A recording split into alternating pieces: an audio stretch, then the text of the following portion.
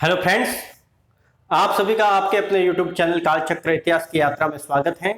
आज का जो हमारा टॉपिक है वो है स्थायी बंदोबस्त। साथियों, हमने आगे के वीडियो में पढ़ा है कि अंग्रेजों ने प्लासी के युद्ध और बक्सर के युद्ध के बाद में जो भारत के जिस पहले प्रांत को जीता था वो था बंगाल। तत्कालीन जो बंगाल था वो आज के भारत के जो बंगाल राज्य हैं वो नहीं था। उसमें जो शामिल थे उसकी चर्चा करते हैं। उस वक्त का जो बंगाल था उसमें वर्तमान का पश्चिमी बंगाल राज्य, बांग्लादेश, बिहार और उड़ीसा के जो राज्य थे, यह पूरा भूभाग मिलकर बंगाल प्रांत कहा जाता था। तो उस पूरे बंगाल को है वो अंग्रेजों ने 1757 में जीता था और उसके बाद में उसकी दीवानी ब्रिटिश हुकूमत ये मुगल हुकूमत से प्राप्त की थी। तो अंग्रेजों द्वारा जीता जाने वाला जो प्रथम प्रदेश था वो था बंगाल, और उससे पहले अंग्रेजों ने मद्रास और बंबई में अपनी प्रेसिडेंसियां स्थापित कर रखी थी।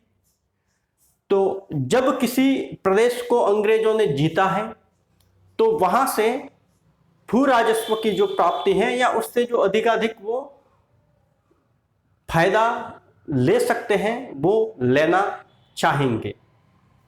तो यह फायदा उस वक्त, चूंकि जो कृषि थी वो मुख्य आर्थिक क्रिया होती थी, तो कृषि से जो भू राजस्व प्राप्त होता था उसके बारे में या उस भू राजस्व को प्राप्त करने के लिए अंग्रेजों ने काफी सोच विचार के बाद में एक व्यवस्था स्थापित की। इस व्यवस्था का नाम था स्थायी बंदोबस्त।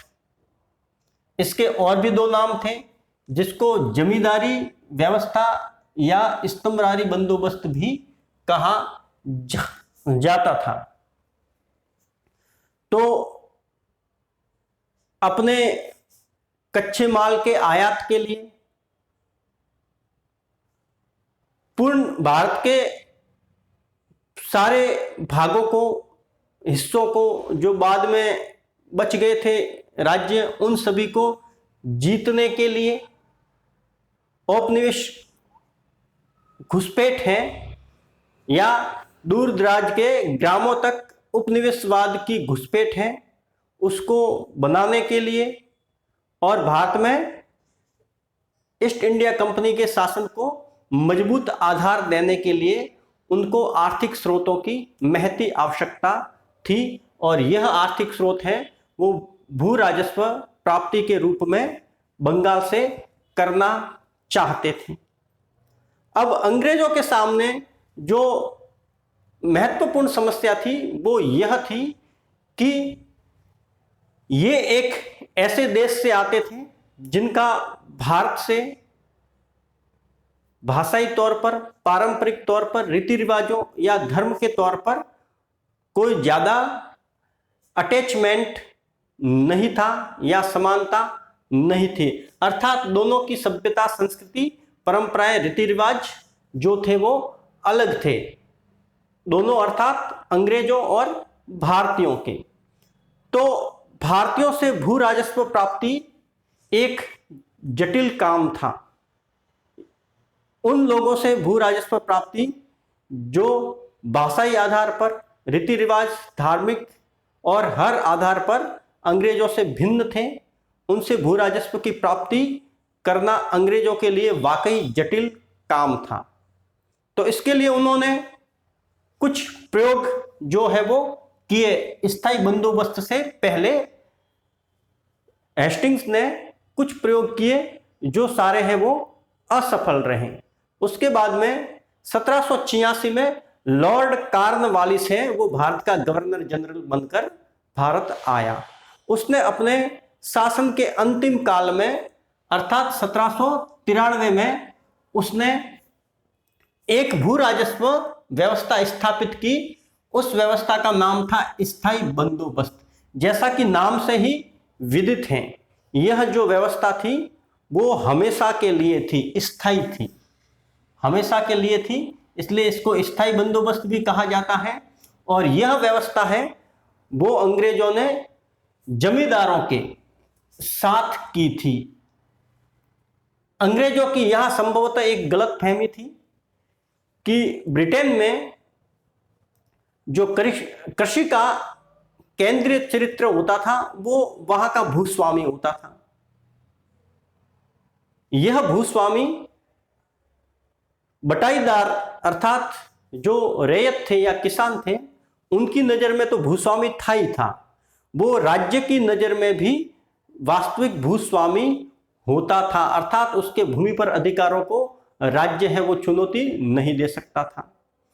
तो अंग्रेजों ने ब्रिटेन के उन भूस्वामियों का जो प्रतिरूप है भारत में, वो जमींदारों को, यहाँ के जो जमींदार थे उनको समझा और उन्हीं से एक सेटलमेंट किया,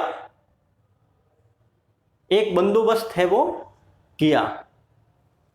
इसलिए इसको जमींदारी बंदोबस्त भी कहा जाता था। अंग्रेजों ने जमींदारों से मिलकर एक बंदोबस्त किया कि उनको विभिन्न जमींदारियों का मालिक है वो बना दिया। हर जमींदार की अलग अलग जमींदारियां हैं वो निश्चित कर दी गई। कई जमींदारों की जमींदारियां बड़ी बड़ी होती थी, 400 गांवों तक भी उनकी जमींदारी है वो होती थी। एक जमींदार की जो जमींदारी है वो पूरी जमींदारी कहीं जाती थी या उसकी संपत्ति है वो कहीं जाती थी।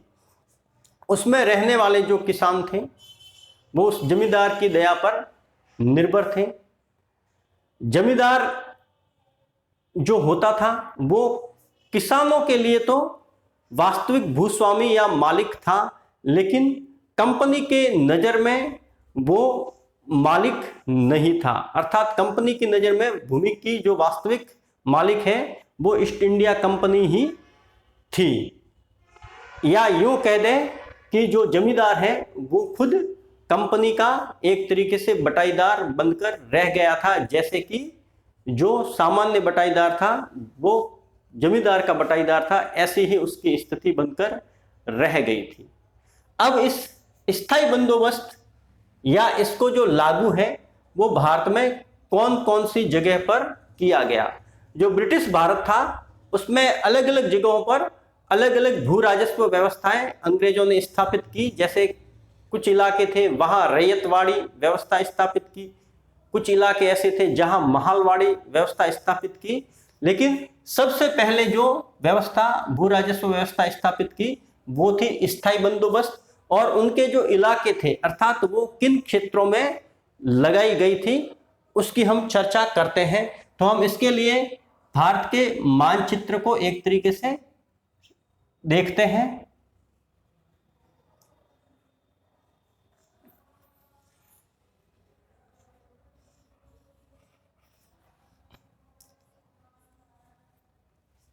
ये जो बंगाल वाला इलाका है, यहां से जो पूरा इलाका है वो, और मद्रास के उत्तरी जिले ये वाला इलाका, और यहां बनारस का जो जिला है, ये इन इलाकों में स्थायी बंदोबस्त है वो लागू किया गया था।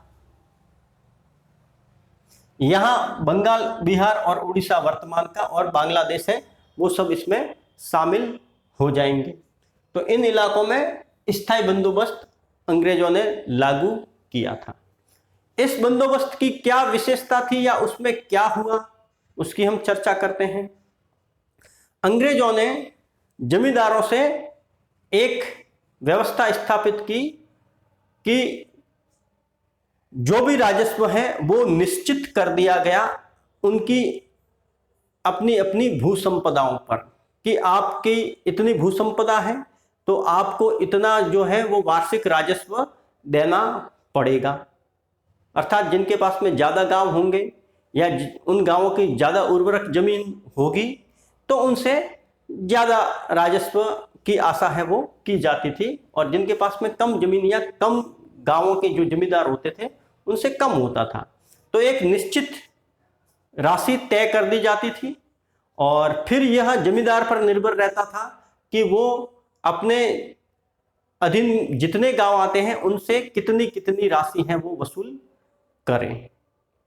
अंग्रेजों की यह सोच थी कि एक बार है भू राजस्व है वो तय कर दिया जाए, ताकि बार बार भूमि के मापन और बार बार उगाई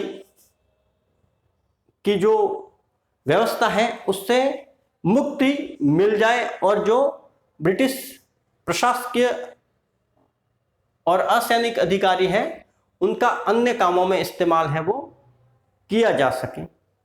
तो एक निश्चित जो राशि है वो तय कर दी गई हमेशा के लिए, अर्थात जब तक भारत आजाद नहीं हुआ तब तक जो राशि तय की गई थी वो हमेशा के लिए कर दी गई। अब इसमें निश्चित राशि तय की गई थी और हमेशा के लिए की जा रही थी, तो अंग्रेजों ने जो भू राजस्व है उसकी राशि है वो काफी ऊंची रखी। काफी ऊंची रखने के कारण बहुत सारे जो जमींदार हैं वो शुरुआत में राशि है वो अंग्रेजों के पास जमा नहीं कर पाए। वहां एक कानून होता था जिसका नाम था सूर्यास्त कानून।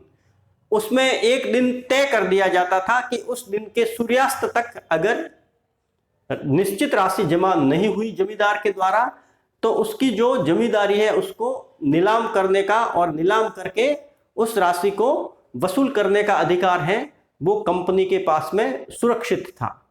तो इस तरीके से बहुत सारे जो जमींदार थे उनकी शुरुआत में जमींदारियां हैं वो नीलाम भी हुई।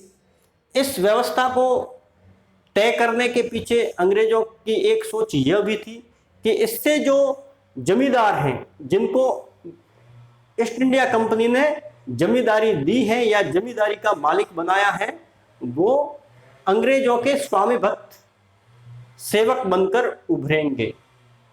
तो यह अंग्रेजों का एक राजनीतिक लाभ उन्होंने सोचा था और यह राजनीतिक लाभ उन्हें प्राप्त भी हुआ। 1857 की क्रांति में बहुत सारे जो जमींदार हैं वो अंग्रेजों के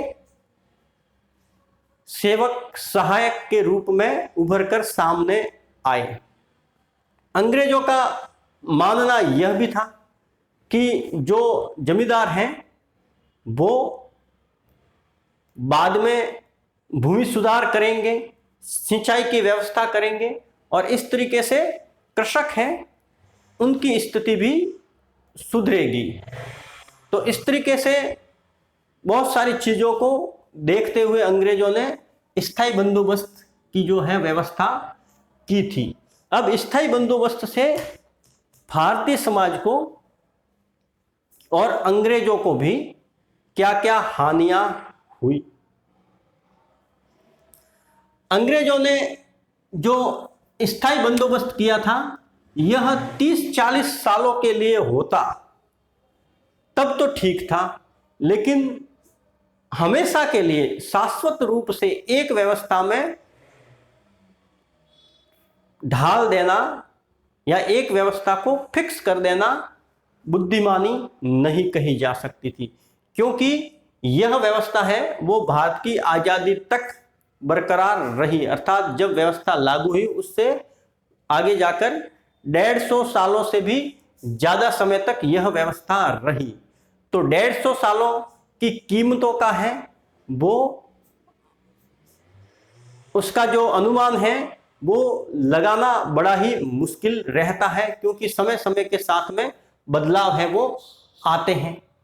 तो शुरुआत में तो कीमतें ज्यादा लगती थी, लेकिन बाद में वो कीमतें हैं वो बिल्कुल कम लगती थी, क्योंकि कीमतों में काफी सुधार हो गया था। इसलिए जो अंग्रेजों द्वारा जो भू राजस्व तय किया हुआ था वो बाद में आने वाले समय में बहुत ही कम लगता था, इससे कंपनी को घाटा था। और जो जमींदार थे वो हमेशा ज्यादा से ज्यादा भू राजस्व प्राप्त करने के तिकड़म में लगे रहते थे। उनका भूमि सुधारों से कोई लेना देना नहीं था और न ही वो किसानों के प्राकृतिक नेता के रूप में उभर पाए। वो ग्राम्य पृष्ठभूमि से प्राप्त जो राजस्व और धन होता था वो दूरस्थ नगरों में ऐयासी में और ऐश्वर्य में लुटाते थे। अर्थात गांवों से जो प्राप्त धन होता था वो गांवों से बाहर है वो निकलता था। जमींदार जो थे वो एक तरीके से शोषण के यंत्र हैं वो बन गए थे। कंपनी को भी इससे कोई ज्यादा लाभ है वो नहीं हो पाया और जमींदार और किसानों के मध्य में बहुत सारे जो मध्यस्थ हैं वो भी उभर कर सामने आए।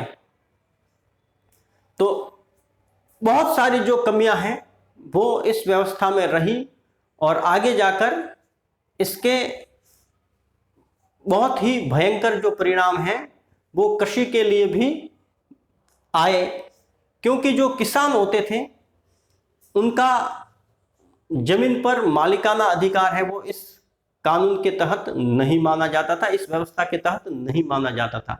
इसलिए किसान को हमेशा भूमि से बेदखल होने का खतरा है वो लगा रहता था। तो किसानों की भी भूमि सुधार और ज्यादा उत्पादन में कोई ज्यादा दिलचस्पी नहीं रही।